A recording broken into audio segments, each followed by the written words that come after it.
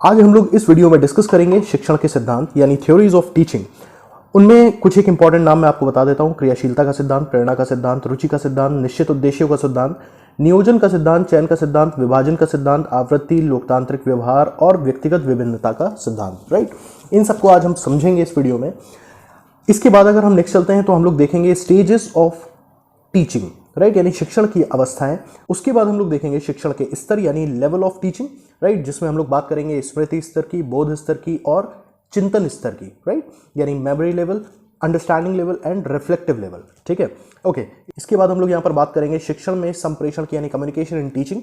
Then after इसकी process की बात करेंगे, प्रक्रिया, फिर उसके बाद इसके प्रकारों की भी बात करेंगे।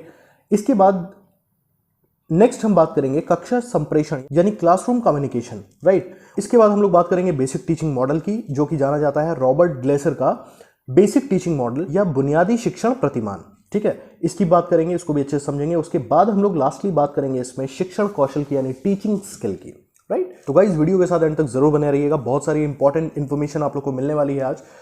और जो लोग भी फर्स्ट टाइम विजिट कर रहे हैं तो चैनल को सब्सक्राइब करना बिल्कुल मत भूलिएगा। चलिए शुरुआत करते हैं। मैं दिव्यांश निशित आप सभी का बहुत बहुत स्वागत करता हूं। चलिए बिना विलंब किए शुरुआत करते हैं अपने सबसे पहले टॉपिक से, जिसमें हम लोग बात करेंगे शिक्षण के सिद्धांत की।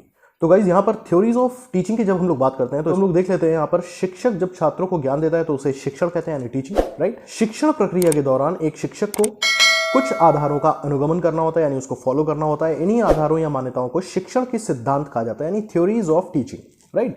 ओके, यानी जो भी एक टीचर है जब वो अपनी टीचिंग करता है अपने क्लासरूम में बच्चों के साथ, राइट, तो उसे कुछ एक प्रिंसिपल्स होते हैं, कुछ एक जिनको हम मान्यताएं कह सकते हैं या कुछ एक आधार, राइट, मूलभूत आधार बोले गए हैं जिनका उनको फॉलो करना पड़ता है। वही आधार या वही मान्यताएं कहलाती हैं शिक्षण के सिद्धांत, ठीक है, जो कि शिक्षण को सर्वश्रेष्ठ बनाने में सहायता करते हैं। ठीक है, तो चलिए, तो बेसिक सी चीज हो गई। अब इसके आगे हम लोग देख लेते हैं नेक्स्ट। सबसे पहला जो हमारा सिद्धांत आता है दैट इज क्रियाशीलता का सिद्धांत यानी थ्योरी ऑफ एक्टिविटीज, राइट। सबसे पहला पॉइंट इसमें हम लोग देख लेते हैं क्रिया करते हुए सीखना। यानी गाइस यहां पर जो भी टीचर और स्टूडेंट होते हैं क्लासरूम में, तो यहां पर कुछ ना कुछ टीचर जो है स्टूडेंट को करके दिखाता है। उसी आधार पे फिर स्टूडेंट टीचर को वही सारी चीजें करके ये दिखाता है कि हाँ उसको समझ में आ गई वो चीज, वो उसको सीख चुका है, राइट। तो मतलब एक्टिविटीज के थ्रू जो लर्निंग होती है या जो टीचिंग होती है, राइट। तो ये बेसिकली एक पहला पॉइंट हो गया क्रियाशीलता के सिद्धांत में। दूसरे पॉइंट की अगर मैं बात करूं, छात्र व शिक्षक दोनों ही क्रियाशील होते हैं, जैसा अभी मैंने आपको बताया। शिक्षक एक्टिविटीज के थ्रू सिखाएगा और स्टूडेंट उन्हीं चीजों को रिपीट करके एक्टिविटीज के ही थ्रू उन चीजों को सीखेगा, राइट।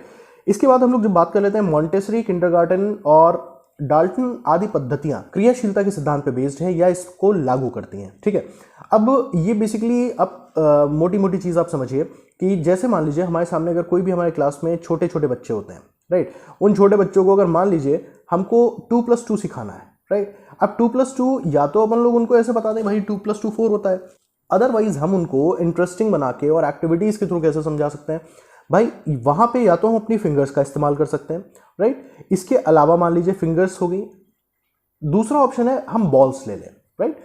प्लास्टिक की बॉल्स या कैसी भी बॉल्स लेके हमने बच्चों को सिखा दिया कि भाई 2 बॉल ये हैं, 2 बॉल ये हैं, अब टोटल काउंट करके देख लो कितनी बॉल्स हो गई। तो ये बेसिकली कुछ एक मेथड्स है, राइट, जिनकी यहाँ पर बात हो रही है। खैर, ये आपको ध्यान रखना है कि इस सिद्धांत के अंदर ये मेथड्स आते हैं। उसके बाद नेक्स्ट में बात करूँ तो महात्मा गांधी द्वारा चलाई गई बेसिक योजना तथा राष्ट्रीय पाठ्य चर्चा रूपरेखा 2005 में करके सीखने पर महत्व दिया गया है। ठीक है, ये एक पॉइंट है थोड़ा सा आपको ध्यान में रखने वाला, जो आपके क्वेश्चन को एक अच्छा एक प्रेजेंटेशन देगा, एक अच्छा फॉर्म देगा, राइट। अब फ्रॉबेल ने क्या बोला है इस बारे में, बालक कार्य करके ही सीखता है और क्रिया द्वारा सीखना स्थायी सीखना कहलाता है। तो बिल्कुल सही बात है कि जब बच्चा कोई भी काम करके सीखता है तो वो स्थायी सीखना होगा, उसके दिमाग में वो चीज ज्यादा लंबे समय तक टिक पाएगी। ठीक है, ओके। तो इस तरीके से हम लोगों ने पहला देख लिया क्रियाशीलता का सिद्धांत। अब दूसरे की हम लोग बात कर लेते हैं प्रेरणा का सिद्धांत यानी थ्योरी ऑफ इंस्पिरेशन, राइट। तो इसमें सबसे पहला पॉइंट आता है दैट इज शिक्षण में प्रेरक तत्वों को शामिल करना। भाई सीधी सी चीज है कि हमारा जो भी हम क्लास में अपने स्टूडेंट्स को हम कुछ भी अगर पढ़ा रहे हैं, ठीक है, तो उनमें हम पढ़ाई के लिए किस तरीके से उन्हें हम मोटिवेट कर सकते हैं, वो हमारे तरीके क्या हो सकते हैं, बस हमें इन चीज़ों पे फोकस करना होता है। वो तरीके ऐसे भी हो सकते हैं कि हम गरीब बच्चों के साथ उनकी तुलना करके उनको हम समझा दें कि भाई गरीब बच्चों को वो सारी फैसिलिटीज़ नहीं मिल रही जो तुम लोग को मिल रही है, पढ़ लोगे तो आगे चल के लाइफ एक तुम्हारी सिक्योर होगी, एक अच्छी लाइफ जियोगे। अदरवाइज ये जो लाइफ आज ये गरीब बच्चे जी रहे हैं, यही लाइफ कल को आपको भी जीनी पड़ सकती है अगर आप पढ़ाई नहीं करते हो। ये एक तरीका हो गया। दूसरी चीज़ ये हो गई कि अगर हमारे सामने कोई भी हमारा एक स्टूडेंट है, जो मान के चलिए एक पुअर स्टूडेंट कोई भी हमारी क्लास में है, ठीक है, तो उस बच्चे को हम क्या सिखा सकते हैं, भैया आप बेटा अगर पढ़ाई अच्छे से करोगे तो आप एजुकेशन के थ्रू अपनी आने वाली लाइफ को गरीबी में नहीं काटोगे, आप एक अच्छी लाइफ जी सकते हो, क्वालिटी ऑफ लाइफ आप जी सकते हो, राइट। तो मतलब ये कुछ एक तरीके हैं जिनके थ्रू हम बच्चे को प्रेरित कर सकते हैं, इंस्पायर कर सकते हैं। इसके अलावा अगर मैं कुछ एक बात करूं तो हम काफ़ी अच्छे एग्जाम्पल ले सकते हैं मोटिवेशनल स्टोरीज का, राइट। मोटिवेशनल स्टोरीज में क्या आ गई, बहुत सारी पर्सनालिटीज़, बहुत सारे लीजेंड्स ऐसे हुए हैं जिनकी स्टोरीज हमारे सामने अवेलेबल रहती हैं। फॉर एग्जाम्पल अगर हम APJ अब्दुल कलाम, राइट, इनकी अगर हम स्टोरी बच्चों को सुनाते हैं, उससे बच्चों को इंस्पायर करने की कोशिश करते हैं, या स्वामी विवेकानंद हो गए, तो ये सारी चीज़ें वो हैं कि बच्चों को इस समय समय पर ज़रूर देनी चाहिए, सो दैट कि बच्चों के अंदर एक मोटिवेशन, एक इंस्पिरेशन है, और ये इंस्पिरेशन उनके अंदर बना रहे। इसके लिए हमें इनिशियली यानी शुरुआत में ही हमें खाली करके छोड़ नहीं देना है, हमें throughout time to time इन चीज़ों को रिपीट करते रहना चाहिए, सो दैट कि बच्चे के दिमाग में वो चीज़ हमेशा बनी रहे। ये नहीं कि शुरुआत में तो बड़ा ही वो एक्साइटेड है पढ़ाई के लिए एंड धीमे धीमे वो डल होता चला जा रहा है, राइट। तो आई होप ये चीज़ आपको समझ में आई होगी। अब नेक्स्ट चलते हैं, इसी में अगला पॉइंट क्या है, प्रेरणा अधिगम की प्रक्रिया को प्रारंभ करती है, उसे जारी रखती है और पूरा होने तक चलती रहती है। जैसा आपको मैंने अभी बताया कि ये नहीं कि केवल शुरुआत में हमने उसे प्रेरित कर दिया, थ्रू आउट उसको हमें ऐसा कुछ ना कुछ समय समय पे देते रहना है जिससे उसके अंदर वो जो इंस्पिरेशन है वो बरकरार रहे, ठीक है। नेक्स्ट है प्रेरणा व प्रेरक तत्वों द्वारा शिक्षण रुचिकर और प्रभावी बनता है। तो ऑब्वियसली जब इस तरह का हम इंस्पिरेशन बच्चे को देते हैं, इस तरह के हम एग्जांपल्स देते हैं, इस तरह की हम स्टोरीज देते हैं, तो बच्चे का वहाँ पर इंटरेस्ट डेवलप होता है, उसको टीचिंग यानी उसको जो लर्निंग प्रोसेस है ना उसका, उसमें उसको इंटरेस्ट आने लगता है, राइट। और सीखने की प्रक्रिया तीव्र हो जाती है, ऑब्वियसली सीखेगा बच्चा जल्दी ही इन सारी चीज़ों से, ठीक है। ओके, नेक्स्ट सिद्धांत की अगर मैं बात करूं तो ये आता है हमारा रुचि का सिद्धांत यानी थ्योरी ऑफ इंटरेस्ट, राइट। रुचि को बनाए रखने के लिए निम्नलिखित बातों पर ध्यान रखा जाता है। वो बातें क्या हो सकती हैं, देखिए, फर्स्ट ऑफ ऑल जिज्ञासा को बनाए रखना चाहिए। अब बात सीधी सी है कि जिज्ञासा यानी जो भी उस बच्चे का एक क्यूरियोसिटी है उसको बनाए रखना है। फॉर एग्जाम्पल अगर मैं आप ही लोग की बात करूं तो यहाँ पर मैंने थंबनेल में जितना भी आपको चीज़ें मेंशन कर रखी हैं उन सारी चीज़ों से आपको मैंने एक कह लीजिए आपके अंदर एक क्यूरियोसिटी पैदा करने की कोशिश की है कि आप थ्रू आउट पूरे वीडियो में आप बने रहें, राइट। आपका एक इंटरेस्ट ये बना रहे कि अच्छा हाँ ठीक है, इसमें तो सर ने ये सारे टॉपिक्स मेंशन कर रखे हैं, इट मीन्स कि ये भी आने वाले टाइम में ये भी टॉपिक आएगा, ये भी आएगा, ये भी आएगा, राइट। तो आपके लिए मैंने वहाँ पर एक ऐसा काम कर दिया थंबनेल में, सो दैट कि आपका वहाँ पर पूरे वीडियो में अब इंटरेस्ट बना रहेगा। अभी मैं ऑल ऑफ अ सडन ये वीडियो एक टॉपिक से चालू कर देता, आपको ये पता ही नहीं होता कि अभी नेक्स्ट टॉपिक क्या है हमारा, राइट। तो वहां पर ये चीजें देने का मतलब इतना ही होता है कि बच्चे की एक रुचि बनाए रखना, ठीक है। नेक्स्ट इसमें अगर आ जाता है जिसको हम बात कर रहे हैं सह संबंधन, ये क्या होता है, सह संबंधन का मतलब हो गया हम जो भी बच्चे को पढ़ा रहे हैं, जो भी टॉपिक्स हम पढ़ा रहे हैं उनको हम आपस में कनेक्ट करके, उनके बीच में संबंध स्थापित करके हम किस तरीके से उस बच्चे को बता सकते हैं, सो दैट कि वो जो चीज़ पहले उसने पढ़ी और जो चीज़ अब वो पढ़ने वाला है वो आपस में कनेक्ट भी करता चले और उसके दिमाग में एक स्टोरी बेस पे सारी इंफॉर्मेशन स्टोर होते चले, राइट। तो आई होप ये चीज़ आप क्लियर कर पा रहे होंगे। नेक्स्ट है पाठ्य सहगामी सामग्री, राइट। अब पाठ्य सहगामी सामग्री क्या होगी, जो भी आपके टॉपिक से रिलेटेड सामग्री का आप इस्तेमाल करते हो समझाते समय, वही आपकी हो जाती है पाठ्य सहगामी सामग्री, राइट।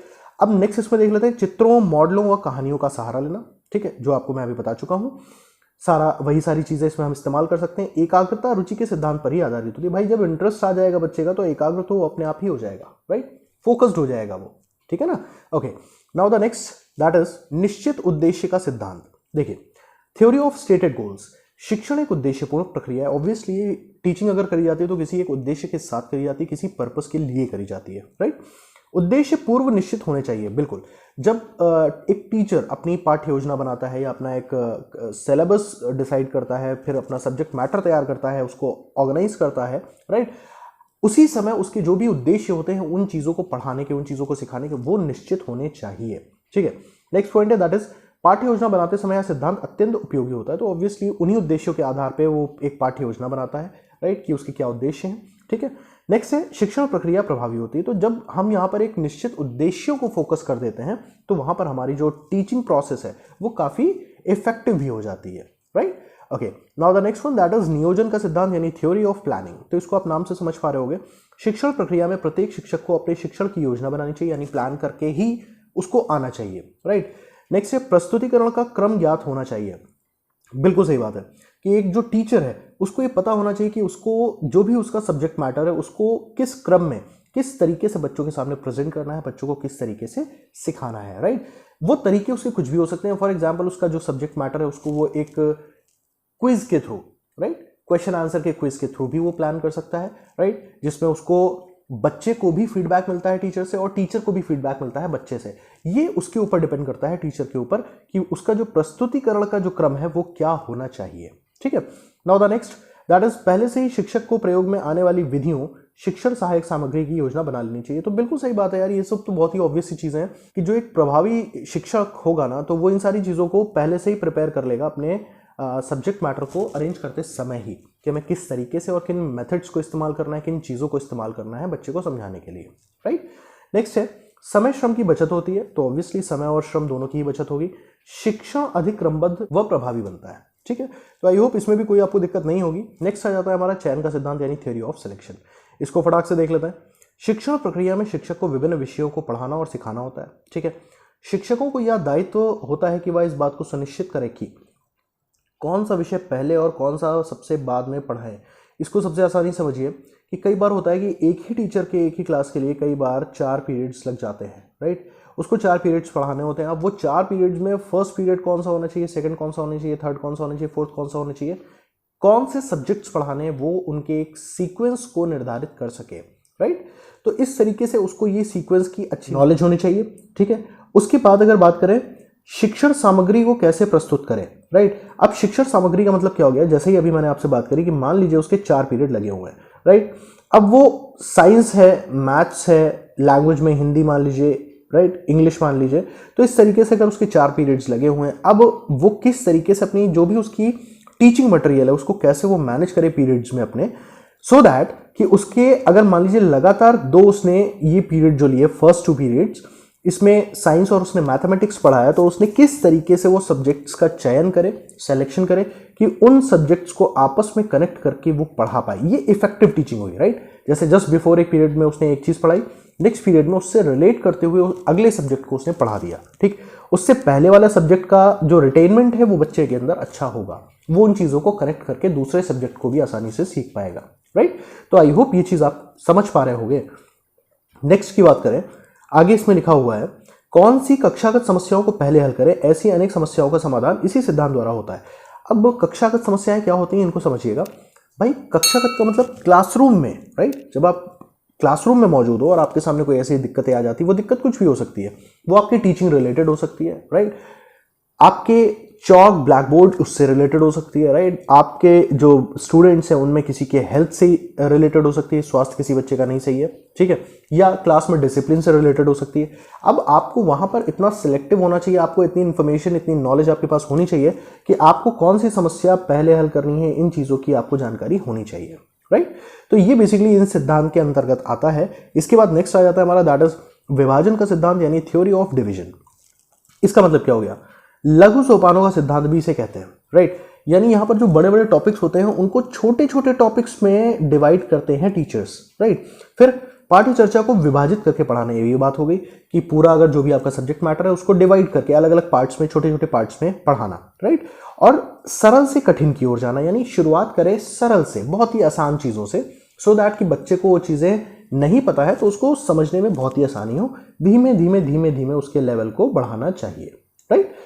जैसे भाषा पढ़ाने के लिए सर्वप्रथम अक्षर फिर शब्द फिर वाक्य को पढ़े, बिल्कुल वैसे ही हो गया कि जैसे बच्चे को सबसे पहले ABCD पढ़ना सिखाया गया, राइट। ABCD के बाद उसको भाई वर्ड्स बनाने सिखाया गया, यानी एप्पल, बैट, कैट, राइट, ये सारी चीजें। उसके बाद उसको उन वर्ड्स को सेंटेंसेस में कैसे इंप्लीमेंट करना है वो चीजें सिखाई जाती हैं, राइट। तो यानी सरल से कठिन की ओर।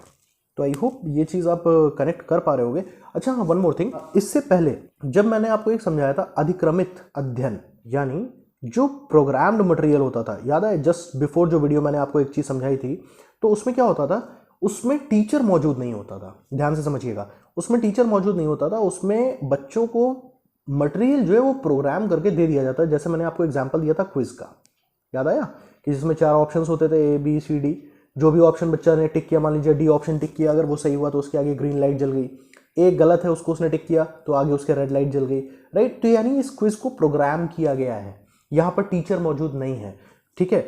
और दूसरी चीज ये होती है कि अभिक्रमित में भी वही चीज आ जाती है कि बड़े बड़े टॉपिक्स हैं उनको छोटे छोटे टॉपिक्स में डिवाइड कर दिया जाता है, लेकिन इन दोनों में डिफरेंस सिर्फ इतना सा ही है कि वो टॉपिक्स वहां पर प्रोग्राम्ड वे में मिलते हैं, टीचर मौजूद नहीं होता है। ठीक है, उसके पास मटेरियल होगा प्रोग्राम, बच्चे को खुद से करके वो चीजें देखनी होती हैं। ठीक है ना। और इन दोनों चीजों में एक चीज बहुत ही अच्छी और जो कॉमन है, दैट इज यहाँ पर बच्चे को फीडबैक भी इंस्टेंट मिलता है। भाई अगर हम यहाँ विभाजन के सिद्धांत की बात करें तो ये पढ़ाने के लिए तो टीचर मौजूद है ना, लेकिन जब हम बात कर लेते हैं विक्रमित अध्ययन की यानी प्रोग्राम्ड मटेरियल की, राइट, तो वहां पर भी उसको फीडबैक मिलता है। कैसे मिलता है? उसने अगर मान लीजिए ए ऑप्शन सही किया और वो ऑप्शन सही है तो इमीडिएट वहां से उसको करेक्ट आंसर, ग्रीन लाइट कुछ ऐसा दिख गया ना, इमीडिएट बच्चे को भी फीडबैक मिल गया कि हाँ उसका आंसर सही है या नहीं। उसी आधार पे उसको पुनर्बलन यानी रीइंफोर्समेंट मिल जाता है। तो बेसिकली यहां पर बात जो आ रही है कि बच्चे को इमीडिएट यहां पर फीडबैक भी मिलता है उसके रिस्पॉन्सेस का। ठीक है, तो आई होप इन दोनों चीजों को आप समझ पा रहे होंगे। अधिक्रमित अध्ययन जो है और ये विभाजन का सिद्धांत है, कुछ चीजें इसमें सेम है, सिमिलर है, बस यहाँ टीचर होता है वहां पर टीचर नहीं होता है, राइट। अब इसके आगे कुछ एक सिद्धांत और हैं जिनके हम नाम देख लेते हैं फटाफट। आवृत्ति का सिद्धांत यानी थ्योरी ऑफ रिपीटेशन। अब देखिए भाई, आवृत्ति सीधी सी चीज है रिपीट करना किसी चीज को ना। अब पिछला आपने जितना पढ़ाया उसको रिवीजन करके फिर उससे जोड़ते हुए आगे नया कुछ पढ़ाइए, सो दैट कि बच्चे का पुराना भी रिवीजन हो जाए और आगे जो नई चीज आप पढ़ा रहे हो वो उसको करेक्ट करके आसानी से सीख पाए। ठीक, इसके एक और एग्जाम्पल की बात करूं अगर मैं, तो फॉर एग्जाम्पल आपने बच्चों को टेबल रटवा दी, ठीक है, पहाड़े आपने याद करा दिए, तो उसको वो सब कैसे याद होंगे अगर बार बार आप सुनेंगे नहीं। ठीक है, तो सीधी सी चीज है कि किसी भी चीज को बार बार सुनना, बार बार सुनना। ठीक है, वो आपका टेबल भी हो सकता है, बच्चे से पोएम सुनना भी हो सकता है, राइट। तो ये सारी चीजें हैं कि आप रिपीटेशन कैसे कराते हैं, यही बेसिकली बताता है आवृत्ति का सिद्धांत। ठीक है, नेक्स्ट आ जाता है दैट इज लोकतांत्रिक व्यवहार का सिद्धांत यानी थ्योरी ऑफ डेमोक्रेटिक बिहेवियर। इसका सीधा सा मतलब हो गया कि क्लासरूम में जितने भी बच्चे मौजूद हैं, चाहे उसमें स्कॉलर बच्चे हैं, चाहे उसमें डल बच्चे हैं, चाहे उसमें मीडियोकर्स हैं, तो उसमें बेसिकली है क्या, उसमें सभी बच्चों को बराबर के अवसर दिए जाए। लोकतांत्रिक व्यवहार क्या होता है भाई? समानता का अधिकार यहां पर मिलना चाहिए ना। तो सीधी सी चीज है कि हर बच्चे को बराबर माना जाए, बराबरी से उसको डील या ट्रीट किया जाए। ठीक है, चलिए नेक्स्ट देख लेते हैं हम लोग, दैट इज व्यक्तिगत विभिन्नता का सिद्धांत। तो भाई अब व्यक्तिगत विभिन्नता की बात आ रही है तो यहां पर सीधी चीज है कि हर बच्चे का अपना जो IQ होता है वो सेम नहीं होता है, राइट। उसकी जो भी मानसिक योग्यताएं होती हैं वो सेम नहीं होती हैं, तो अलग अलग IQ के बच्चे होते हैं। तो आपको हर एक बच्चे को ध्यान में रखते हुए अपने शिक्षण को रखना चाहिए। ये बेसिकली कहता है व्यक्तिगत विभिन्नता का सिद्धांत, सो दैट कि हर बच्चा जो तेज है उसको भी समझ में आए चीज, और जो कमजोर है, बिल्कुल कमजोर है, उसको भी वो चीजें उसी तरीके से समझ में आए, राइट। तो इतनी चीज आप लोग की क्लियर हो गई होगी, सिद्धांतों की अपन लोग बात कर चुके हैं। अब बात आ जाती है सीधे अपने लोग की स्टेजेस की, स्टेजेस ऑफ टीचिंग यानी शिक्षण की अवस्थाएं। इसमें सबसे पहली चीज है, जैक्सन के अनुसार शिक्षण प्रक्रिया को 3 भागों में बांट सकते हैं। अब भाई वो 3 भाग कौन से हो सकते हैं? फर्स्ट ऑफ ऑल पूर्व क्रिया अवस्था, अंतः प्रक्रिया अवस्था, उत्तर प्रक्रिया या क्रिया अवस्था, राइट। तो pre active stage, interactive stage and post active stage. अब इनको कैसे हम लोग एक्सप्लेन करेंगे, इसको फटाफट देख लेते हैं। पूर्व क्रिया अवस्था यानी प्री एक्टिव स्टेज क्या हो गई हमारी? शिक्षण नियोजन अवस्था भी कहते हैं इसको, यानी टीचिंग प्लानिंग स्टेज भी इसको कहते हैं। ठीक है, तो ऑब्वियसली जब टीचिंग की बात आएगी तो सबसे पहले उसमें प्लानिंग्स होंगी। सबसे पहला जो स्टेप होता है यानी पूर्व क्रिया, क्लासरूम में जाने से पहले जो प्लानिंग होती है वो सबसे पहली रिक्वायरमेंट होती है पूर्व क्रिया अवस्था के अनुसार। ठीक है, नेक्स्ट है शिक्षण योजना का नियोजन। जो भी आपके लेसन प्लान्स हैं या जो भी आपका टीचिंग प्लान है उसका आपने कायदे से योजना बना रखी है कि नहीं। फिर उस पर चिंतन, उस पर आपको विचार करके उसको बनाना चाहिए। विचार विमर्श की बात आ रही है तो भाई ये वही चीज़ है कि चूंकि क्लासरूम से ठीक पहले की ये बात है, तो अगर मान लीजिए आपके सब्जेक्ट मैटर से रिलेटेड या आपके टॉपिक से रिलेटेड कोई भी आपके डाउट्स है, तो वो आप अपने किसी कलीग से या उसी सब्जेक्ट के किसी दूसरे बंदे से आप डिस्कस करके उन चीज़ों को विचार विमर्श करके आप क्लियर कर सकते हैं क्लासरूम में जाने से पहले, राइट। वह पाठ्य चर्चा से संबंधित साहित्य का अध्ययन, तो ऑब्वियसली आप जो चीज़ पढ़ाने जा रहे हो उससे रिलेटेड जो भी आपके पास लिटरेचर या जो भी साहित्य आपके पास मौजूद है आप उसको पढ़ के ही जाओगे। ठीक है, तो ये बेसिकली हो गया आपका प्री एक्टिव स्टेज। नेक्स्ट की अगर हम बात करें इंटरएक्टिव स्टेज, ये क्या होती है भाई? जो आप पाठ्य योजना बना के आए हो, लेसन प्लान आप बना के आए हो, उसको क्लास में आप समझाओगे ना उसी के हिसाब से, राइट, स्टेप बाय स्टेप। तो बस वही चीज़ है, पाठ्य योजना जो आपने बनाई है उसका यहाँ पर इंप्लीमेंटेशन करना होता है। ठीक है, नेक्स्ट है शाब्दिक व अशाब्दिक संप्रेषण। ये शाब्दिक और अशाब्दिक संप्रेषण जो है इसको मैं आगे आपको थोड़ा एक्सप्लेन करूंगा अच्छे से। नेक्स्ट देख लेते हैं शिक्षक छात्र अंतः क्रिया।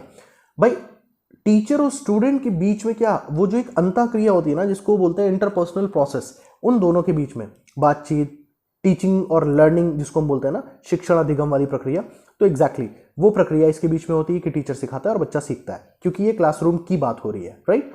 फिर शिक्षण विधियों सिद्धांतों का प्रयोग, ऑब्वियसली जब आप टीचिंग कर रहे हो तो वहां पर आप टीचिंग मेथड्स को भी अप्लाई करोगे और टीचिंग थ्योरीज जो है उनको भी आप अप्लाई करोगे। फिर इसी में आ जाता है प्रश्न पूछना, तो टीचर बच्चों से पूछ सकता है पढ़ा पढ़ा के, कोई चीजें क्लियर कर रहा है, बीच बीच में प्रश्न पूछता जा रहा है, या बच्चे के मन में अगर कोई डाउट है तो वो भी पूछ सकता है, ठीक है। फिर प्रतिपुष्टि, इसका मतलब हो गया फीडबैक, तो टीचर को बच्चों से फीडबैक मिल रहा है, कुछ समझाया, पूछा, बच्चे ने बता लिया तो इमीडिएट टीचर को फीडबैक मिला, और बच्चे ने बताया, अगर वो सही बताया तो टीचर ने बता दिया हाँ सही सही सही, बिल्कुल सही बताया तुमने, तो बच्चे को भी फीडबैक टीचर से मिला, राइट। फिर आ जाता है समस्या समाधान, कि अगर मान लीजिए कोई भी वहां पर समस्याएं होती हैं बच्चे को उस टॉपिक से रिलेटेड, तो उनका जो भी सोल्यूशन है वो टीचर वहां प्रोवाइड कर देता है, ठीक है। नेक्स्ट है पृष्ठपोषण एंड पुनर्बलन, ठीक है, यानी इसको फीडबैक एंड रीइंफोर्समेंट बोलते हैं। तो फीडबैक तो आप समझ ही गए हो, रीइंफोर्समेंट की अगर बात आती है तो रीइंफोर्समेंट पॉजिटिव और नेगेटिव दोनों ही हो सकता है, कि भाई अगर मान लीजिए बच्चे ने सही चीज सही आंसर किया तो आप उसको शाबाशी दे सकते हो, राइट, उसकी आप पीठ थपथपा सकते हो, सो दैट उसको लगे कि नहीं यार मैंने सही बोला है और टीचर ने ये चीज अप्रिशिएट करी। और अगर मान लीजिए कोई बच्चा गलत बोलता है तो उसको आप करेक्ट करके आप किस तरीके से उसको समझा सकते हो कि नहीं बेटा कोई बात नहीं, इस बार नहीं हो पाया, नेक्स्ट टाइम होगा, राइट। तो ये बेसिकली हो गया रीइंफोर्समेंट। अब इसके बाद हम लोग चलते हैं पोस्ट एक्टिव स्टेज पे, दैट इज उत्तर क्रिया अवस्था। देखो भाई, क्लासरूम में आपने टीचिंग कर दिया, आपने पढ़ा दिया, अब आप क्लासरूम से बाहर आते हो तो जो शिक्षण आप कर चुके हो उसका मूल्यांकन भी तो करोगे, ठीक है, उसका इवैल्यूएशन, जब आप बच्चे का टेस्ट लोगे, एग्जाम होगा, राइट, इवैल्यूएशन होगा, राइट, ये हो गया आपका उत्तर क्रिया अवस्था।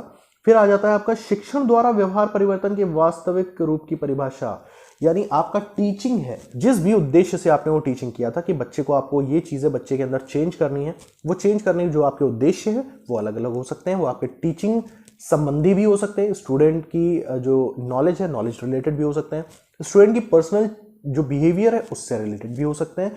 तो उसमें जो भी व्यवहार परिवर्तन, जो भी आपका एक उद्देश्य है, उसका जो वास्तविक रूप एक्चुअली कितना वो चीज कारगर साबित हुई, इसकी आप यहां पर उत्तर क्रिया अवस्था में इस चीज की आप जांच परख कर सकते हैं। नेक्स्ट की अगर हम बात करें तो मूल्यांकन की उपयुक्त प्रविधियों का चयन, यानी selecting appropriate devices and techniques, right, यानी मूल्यांकन के लिए हम क्या किन डिवाइसेस एंड टेक्निक्स से, आप बेसिकली मतलब वही टेक्निक्स का ही आप समझिए, विधियों का, डिवाइसेस का मतलब कोई उपकरणों की यहाँ बात नहीं हो रही है, यहाँ टेक्निक्स की, आप मूल्यांकन के लिए किन विधियों का यानी किन टेक्निक्स का आप इस्तेमाल कर रहे हैं, ये चीज भी इसमें इन्वॉल्व होती है, राइट।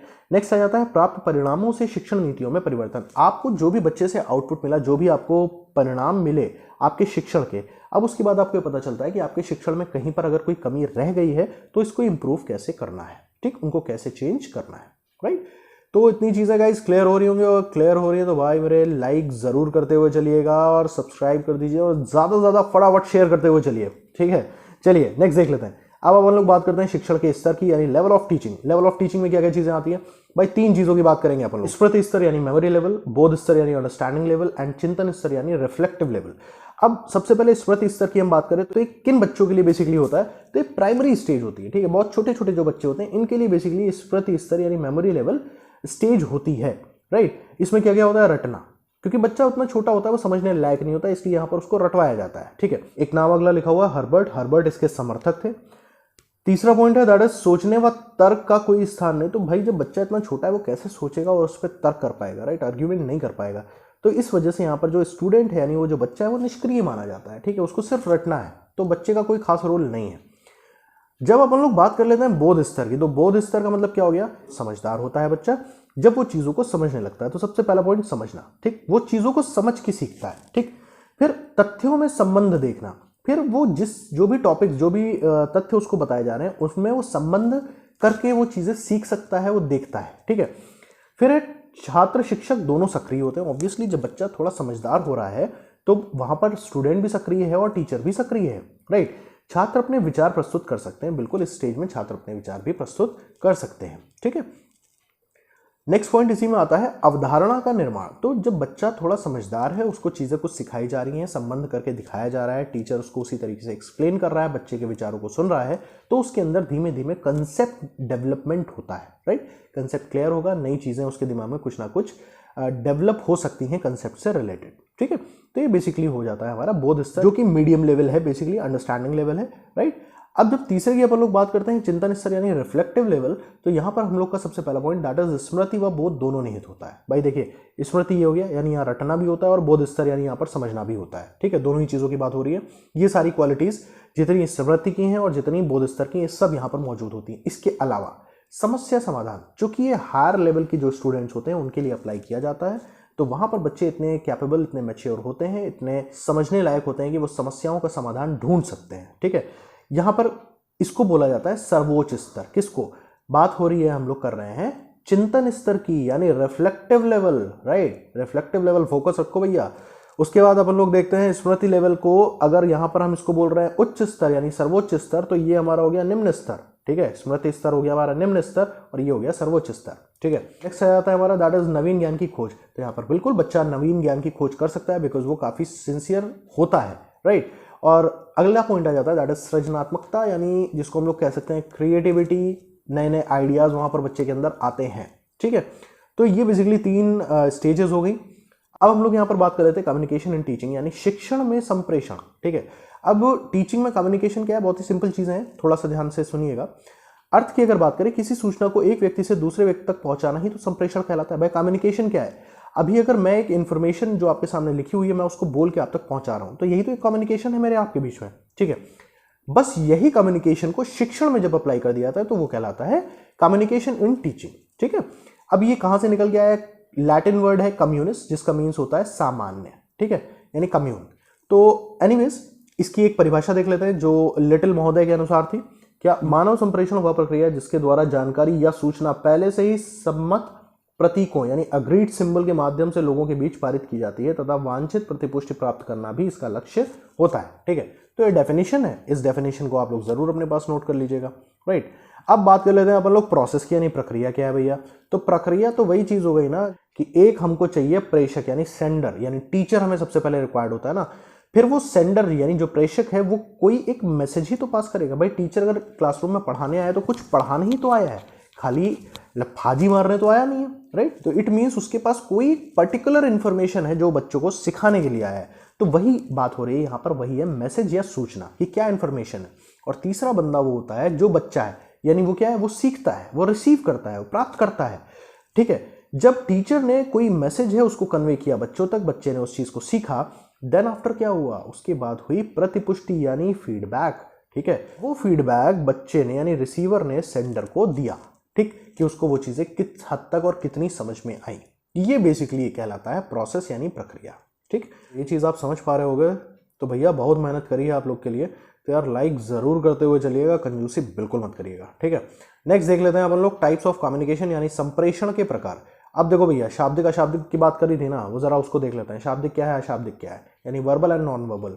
तो शाब्दिक की बात आ जाती है मौखिक और लिखित। तो मौखिक तो हम लोग समझ ही रहे हैं, जैसे मैं आपको बोल बोल के पढ़ा रहा हूँ कोई चीज़, बोल बोल के सिखा रहा हूँ कोई चीज़, तो वो मौखिक हो गया। लिखित का मतलब जो आपके सामने मटेरियल दिखाई दे रहा है, तो ये भी क्या है, ये भी तो शाब्दिक संप्रेषण ही है। ठीक बात है ना, कि यानी लिखित में भी आपके पास एक इन्फॉर्मेशन पहुंच रही है और मौखिक में भी। ये हो गया बेसिकली आपके वर्बल, यानी जिनको बोलते हैं शाब्दिक संप्रेषण। ठीक, अब हम लोग यहाँ पर बात कर लेते हैं अशाब्दिक की। तो अशाब्दिक में क्या है, सबसे पहली चीज वाणी। अब आप कहोगे भैया वाणी क्या, वाणी का मतलब तो बोलना हो गया, बोलने के लिए आपने बताया कि शाब्दिक होता है। राइट, तो भाई साहब यहाँ पर वाणी का मतलब बोलना बिल्कुल नहीं है। अब इसको समझो, मान के चलो हम लोग के आसपास गुटखा एक बहुत ही कॉमन चीज है जो लगभग हर तीसरे चौथे इंसान के मुंह में हमें दिख जाती है। अब वो मुंह में गुटखा भरे है भयंकर वाला, उसका मुंह फूल के गुब्बारा हो रखा है, और उस केस में भी अगर वो कुछ चीज सामने वाले को बोलता है तो उस केस में वो कैसे और कौन सी आवाजों का इस्तेमाल करता है, जिसको अपन लोग मैसेज लैंग्वेज में भी खूब यूज करते हैं। ठीक है ना, मतलब कि कोई भी ऐसी ध्वनि क्रिएट करी जाए जिसमें शब्द ना हो। ध्वनि के थ्रू कोई भी कम्युनिकेशन अगर किया जाता है, समझ पा रहे हो आप, मुंह में मान लीजिए मसाला मेरे भरा हुआ है, मैं कर रहा हूं, तो आपको एक वॉइस यानी मेरी वाणी पहुंच रही है, उसके थ्रू शब्द नहीं है उसमें, लेकिन आपको पता है का मतलब नहीं, और इसका मतलब हाँ। ठीक है, तो ये बेसिकली कहलाता है हमारा वाणी। ये हो गया हमारा अशाब्दिक संप्रेषण। ठीक, अब शारीरिक मुद्रा की बात करें तो फिजिकल एक्सप्रेशन या फिजिकल जेस्चर। कोई भी मान लीजिए क्लासरूम में हम मौजूद हैं, बच्चा कोई खड़ा है, उसको हमें बोलना है कि बैठने के लिए, तो हमने हाथ से इशारा कर दिया, वो बैठ गया। ऐसे ही सेम हो गया हमारा आई कॉन्टैक्ट की। हम आई कॉन्टैक्ट के थ्रू भी, आई कॉन्टैक्ट को वही मत लगा लेना, एक ही मतलब नहीं होता है आई कॉन्टैक्ट का। ठीक है, क्लासरूम की बात करो, यहाँ क्लास में रहो। ओके, तो एनीवेज यहाँ पर जब स्टूडेंट से बात हो रही है तो आपकी आंखों का खौफ बहुत होना चाहिए, राइट, कि आपने जैसी आंखें दिखाई, अगर कोई बच्चा इनडिसिप्लिन क्रिएट कर रहा है तो इमीडिएट वो बैठ गया, राइट। तो ये बेसिकली हो गया आई कॉन्टैक्ट। अगले की बात करें स्पर्श, तो स्पर्श क्या हो गया, वही किसी बच्चे ने अच्छी चीज़ करी है तो उसको हमने शाबाशी दे दी, पीठ थपथपा गए, तो इस तरीके से ये भी कम्युनिकेशन का वे है। नेक्स्ट है संकेत यानी सिंबल्स, तो यहाँ पर सिंबल्स के थ्रू भी कम्युनिकेशन होता है। अब मान लीजिए वो कम्युनिकेशन कैसे होता है उसका मैं बहुत बढ़िया एक एग्जांपल आपको दे रहा हूँ। हम लोग रोज ही अपनी जो डे टू डे लाइफ है उसमें हम लोग देखते हैं ट्रैफिक सिग्नल्स, बात समझ रहे हो आप। वहां पर क्या होता है, एक होती है रेड लाइट, राइट, फिर होती है येलो और फिर होती है ग्रीन, राइट। जैसे ही ट्रैफिक पे हमारे सामने रेड लाइट जलती है अपन लोग क्या करते हैं, गाड़ी रोक देते हैं। क्यों रोक देते हैं भाई, बात समझ पा रहे हो आप। वहां पर वो रेड सिंबल है, उसने हमको इंडिकेट कर रखा है, उसके बारे में हमें पता है कि रेड का मतलब रुक जाना है, येलो का मतलब बी प्रिपेयर, बी रेडी, आपको उस समय तैयार हो जाना है, बिल्कुल स्टार्ट करके रेडी हो जाओ, फिर जैसे ही ग्रीन हुआ अपन लोग भाग गए, ठीक है। तो सीधी सी चीज है कि सिंबल्स के थ्रू भी हम लोग कम्युनिकेशन देखते हैं, राइट। तो आई होप ये चीजें आप लोग के क्लियर हो रही होंगी और मजा आ रहा है तो प्लीज यार लाइक और शेयर करते हुए जरूर चलिएगा। नेक्स्ट आ जाता है अपना क्लासरूम कम्युनिकेशन यानी कक्षा संप्रेषण। तो इसमें क्या चीजें आती हैं, कौन से पॉइंट्स हैं वो जरा देख लेते हैं। फर्स्ट ऑफ ऑल शिक्षार्थियों में रुचि पैदा करना यानी इंटरेस्ट को क्रिएट करना, ठीक है। विषय वस्तु को संगठित करना यानी ऑर्गेनाइज करना कंटेंट मैटर को, राइट, जो भी हमें पढ़ाना है, बिल्कुल सही है। नेक्स्ट है उद्देश्यों के अनुरूप पुनरावलोकन यानी रिव्यू अकॉर्डिंग टू ऑब्जेक्टिव्स। अब इसको समझिए जरा, पुनरावलोकन का मतलब क्या हो गया, जो भी आपका कंटेंट है, जो भी आपका सब्जेक्ट मैटर है, जो भी आज आप पढ़ाने जा रहे हो क्लास में, उससे रिलेटेड आपको बच्चों का पूर्व ज्ञान जरूर चेक करना चाहिए कि क्या उससे रिलेटेड कोई भी चीजें ऐसी हैं जो बच्चों के पास उनको पता है। वो आसानी ही चीजें होनी चाहिए लेकिन उसके आसपास की भी चीजें क्या उनको पता है, तो यानी वो जो पूर्व ज्ञान है उसको आपको जरूर वहां पर चेक करना चाहिए, राइट, रिलेटेड टॉपिक के हिसाब से, ठीक है। नेक्स्ट आ जाता है हमारा दैट इज प्रतिपुष्टि, जो कि है फीडबैक। तो फीडबैक भी यहाँ पर बहुत इंपॉर्टेंट है। वो फीडबैक टीचर के लिए भी इंपॉर्टेंट है और स्टूडेंट के लिए भी। टीचर ने स्टूडेंट से कोई चीज पूछी तो स्टूडेंट ने अगर सही आंसर दिया तो टीचर को पता चल गया अच्छा उसका पढ़ाना फिर सार्थक हुआ, उसने सही पढ़ाया और सही तरीके से पढ़ाया, इसीलिए स्टूडेंट ने सही आंसर दिया। और स्टूडेंट को at the same time feedback कैसे मिला, टीचर ने बोला शाबाश बेटा तुम्हारा आंसर बिल्कुल सही है, तो इमीडिएट स्टूडेंट को भी फीडबैक मिला और टीचर को भी फीडबैक मिला, राइट। तो ये चीज आप समझ रहे होगे, काफी इंपॉर्टेंट है फीडबैक भी यहाँ पर। नेक्स्ट आ जाता है हमारा that is basic teaching model. ये बेसिक टीचिंग मॉडल क्या हुआ, इसको हिंदी में बोलते हैं हम लोग बुनियादी शिक्षण प्रतिमान। और इसके लिए सबसे इंपॉर्टेंट चीज है कि एक नाम आता है रॉबर्ट ग्लेसर का, राइट। रॉबर्ट ग्लेसर के ही नाम से जाना जाता है बेसिक टीचिंग मॉडल। तो आपको अगर कहीं पर भी बुनियादी शिक्षण कभी भी दिख जाए तो आप ये जान जाइएगा कि ये रॉबर्ट ग्लेसर का बुनियादी शिक्षण प्रतिमान की बात कर रहे हैं, राइट। तो इसीलिए इसको बोला जाता है रॉबर्ट ग्लेसर्स बेसिक टीचिंग मॉडल, ठीक है। इन्होंने इस मॉडल को कब दिया, तो इन्होंने इस मॉडल को दिया 1962 में, ठीक है। अब इसके आगे जो दो नाम और आते हैं, Bruce Joyce and Marsha Weil, इन दोनों ने क्या किया, इन दोनों ने इस मॉडल के नाम को बदलने की कोशिश करी, इसको चेंज किया यानी नया नाम दिया, क्या, क्लासरूम मीटिंग मॉडल यानी कक्षा कक्ष मीटिंग प्रतिमान, राइट। कोशिश तो करी इन्होंने बदलने की लेकिन बेचारे घंटा कर कुछ नहीं पाए, राइट। तो इट मींस इसका जो नाम है इसका ये लोग कुछ उखाड़ नहीं पाए, ठीक है ना। तो फाइनली ये जाना आज भी उसी नाम से जाता है, रॉबर्ट ग्लेसर्स बेसिक टीचिंग मॉडल या रॉबर्ट ग्लेसर का बुनियादी शिक्षण प्रतिमान, ठीक है। चलिए अब इसके जो उद्देश्य थे यानी ऑब्जेक्टिव्स उनको जरा देख लेते हैं फटाफट। शिक्षण व्यवस्था को उन्नत और प्रभावशाली बनाना, बिल्कुल सही है। शिक्षण उद्देश्यों और लक्ष्यों की प्राप्ति करना, शैक्षिक प्रक्रिया में श्रृंखला और क्रमबद्धता लाना, तो बिल्कुल जो टीचिंग प्रोसेस है उसका जो सीक्वेंस है, राइट, उसको कैसे अरेंज किया है, ये सारी चीजों को यहाँ पर इंपॉर्टेंस दी गई है, बिल्कुल सही चीजें हैं। शिक्षण को वैज्ञानिक, नियंत्रित और सहज बनाना, तो ठीक है, टीचिंग को कैसे साइंटिफिक किया जा सकता है, कैसे उसको कंट्रोल रखा जाए और कैसे उसको आसान बनाया जाए, ठीक है, ये भी इसका एक इंपॉर्टेंट पॉइंट था। नेक्स्ट आ जाता है कक्षा शिक्षण में सुधार, ठीक है। नेक्स्ट आ जाता है शैक्षिक प्रतिमान, पाठ्य सामग्री को शैक्षिक लक्ष्यों की प्राप्ति का महत्वपूर्ण साधन मानते हैं, यहाँ पर कॉमन आ जाएगा। तो शैक्षिक प्रतिमान यानी जो रॉबर्ट ग्लेसर का जो शैक्षिक प्रतिमान है यानी ये जो मॉडल है बेसिक टीचिंग मॉडल है, ये पाठ्य सामग्री जो भी होती है उस टॉपिक से रिलेटेड, उस पढ़ाने वाली चीज से रिलेटेड, तो उसको जो है शैक्षिक लक्ष्यों की प्राप्ति के लिए बहुत ही इंपॉर्टेंट साधन मानते हैं, ठीक है। जैसे कल ही वीडियो में मैंने आपको बताया था कि रीजनिंग में जब मैंने अपना टॉपिक क्लॉक पढ़ाया, राइट, या पासा पढ़ाया, तो वहां पर मैं क्लॉक हाथ में लेके खड़ा था, ठीक है। उसके साथ मैंने उन चीजों को समझाने की कोशिश करी बिकॉज मैं जानता था कि अगर मैं वो क्लॉक हाथ में रख के पढ़ाऊंगा तो स्टूडेंट्स को बहुत जल्दी मैं समझा पाऊंगा और वो समझ भी पाएंगे, ठीक है। तो ये बहुत ही इंपॉर्टेंट साधन होते हैं किस चीज के लिए, हमारे शैक्षिक लक्ष्य की प्राप्ति के लिए। क्या चीज, जो हमारी पाठ्य सामग्री होती है, ठीक है। तो आई होप ये चीज आप क्लियर कर पा रहे होगे।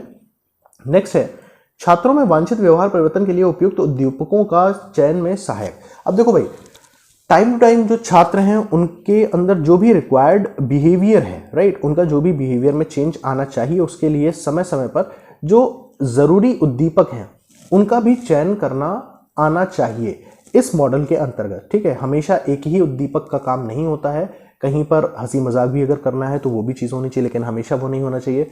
फिर कहीं पर गंभीर होकर अगर कोई चीज़ पढ़ानी है या कोई चीज़ सिखानी है तो उसके लिए अलग अलग उद्दीपकों का इस्तेमाल भी करना चाहिए, जिससे छात्रों में जो रिक्वायर्ड यानी वांछित व्यवहार परिवर्तन है वो हो सके।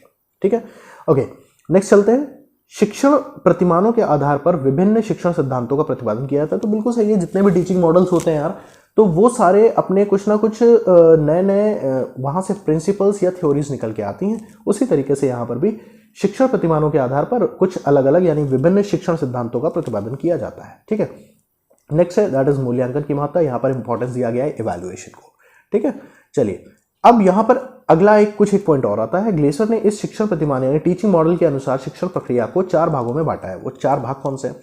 फर्स्ट ऑफ ऑल, अनुदेशात्मक उद्देश्य यानी इंस्ट्रक्शनल ऑब्जेक्टिव्स। देखिए दोस्तों, इसको आप सिंपल से ऐसे समझिएगा, मैं क्लासरूम टीचिंग से इसको रिलेट करता हूँ। तो क्लासरूम में जाने से पहले क्या है, जब घर पे आप मौजूद हैं यानी एक टीचर घर पे मौजूद है, तो उसने दिमाग में कोई चीज़ें सोची कि उसके आज की डेट में जो इंस्ट्रक्शनल ऑब्जेक्टिव्स हैं, क्लास में जाने के बाद वो किस तरह के इंस्ट्रक्शंस देगा, क्या सब्जेक्ट मैटर होगा, उससे रिलेटेड किस तरह के उसके अनुदेशन होंगे वहाँ पर।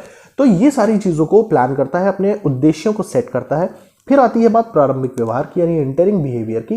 तो जब वो क्लास में एंटर कर जाता है, अभी वो क्लास में एंटर नहीं किया था, अब वो क्लास में एंटर करता है, तो जो भी उसका सब्जेक्ट मैटर है, जिसको भी उसे आज पढ़ाना है, उससे रिलेटेड वो बच्चों का पूर्व ज्ञान लेगा। राइट, बच्चे उससे रिलेटेड कोई चीज़ें हल्की फुल्की थोड़ी बहुत सरल आसान जानते हैं कि नहीं जानते हैं, फिर उसी के आधार पे कुछ क्वेश्चंस करने के बाद फिर वो अपनी टीचिंग है उसको स्टार्ट करेगा। राइट, देन आता है अगला प्रोसेस दैट इज अनुदेशात्मक प्रक्रिया यानी इंस्ट्रक्शनल प्रोसीजर। फिर जो चीज़ें उसने इंस्ट्रक्शनल ऑब्जेक्टिव सेट किए थे ना, फिर उसको इंप्लीमेंट करने का नंबर आता है। फिर वो इंस्ट्रक्शंस उसके प्रोसेस में आते हैं कि किस तरीके से उसे उन चीज़ों को समझाना है बच्चों को। ठीक है, तो आई होप ये चीज़ समझ पा रहे होगे। और the last point that is very important कि निष्पादन मूल्यांकन यानी परफॉर्मेंस इवैल्यूएशन, जो अभी मैंने आपको बताया कि यहाँ पर मूल्यांकन का बहुत इंपॉर्टेंट रोल इन्होंने दिया है। दैट इज वाई यहाँ पर परफॉर्मेंस इवैल्यूएशन की बच्चों का परफॉर्मेंस कैसा है, उसका इवैल्यूएशन किस तरीके से किन विधियों से किया जाएगा, और वो चीज़ें बहुत इंपॉर्टेंट है। दैट इज वाई ये 4 चरणों में इन्होंने इसको बांटा है। ठीक है, अब इसके आगे हम लोग चलते हैं टीचिंग स्किल्स पे। ये हमारा लास्ट टॉपिक है, इसको कंप्लीट कर लेते हैं, यानी शिक्षण कौशल। इसमें प्रमुख शिक्षण कौशल कौन कौन से आते हैं, इनको फटाफट समझ लेते हैं। सबसे पहला आता है प्रस्तावना कौशल यानी स्किल ऑफ इंट्रोडक्शन। तो भाई बात वही हो गई कि स्किल ऑफ इंट्रोडक्शन यानी प्रस्तावना कौशल क्या हो गया। टीचर क्लास में जाता है तो वो अपने सब्जेक्ट मैटर से रिलेटेड बच्चों से क्वेश्चंस करता है। राइट, कुछ उनसे घुमा फिरा के या कुछ ये जानने की कोशिश करता है क्या छात्रों के पास उस टॉपिक से रिलेटेड कोई भी पूर्व ज्ञान है। राइट, अगर है तो बहुत अच्छी चीज़, अगर नहीं है तो उस हिसाब से उसे अपनी पढ़ाई यानी अपनी टीचिंग को स्टार्ट करना होता है। ठीक है, चलिए नेक्स्ट आ जाता है हमारा प्रश्न सहजता कौशल यानी स्किल ऑफ क्वेश्चन इंस्टिंक्ट।